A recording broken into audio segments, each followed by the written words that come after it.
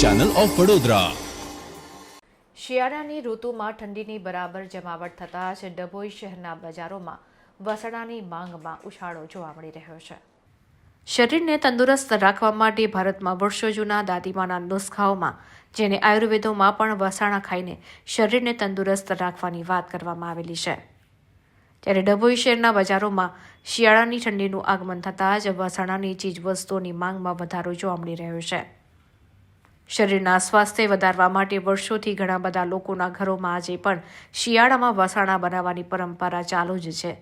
જુદા જુદા સૂકા મેવા, કાજુ, બદામ, કોપરું, ઘી, મેથી, સૂંઠ, ખારેક, સફેદ મૂસળી, બત્રીસું જેવા શરીરને ફાયદાકારક વસ્તુઓ ભેગી કરીને મેથીના લાડવા, ગુંદર પાક, બદામ પાક, ખારેક પાક, ખજૂર પાક જેવા વસાણા લોકો બનાવતા હોય છે। ત્યારે આ વસાણાની વસ્તુઓનો ભાવ જોઈએ તો બદામ, ટોપરું, કાજુ, ગુંદર, ઘી, મેથી, સૂંઠ સહિતના ભાવ વધી રહ્યા છે।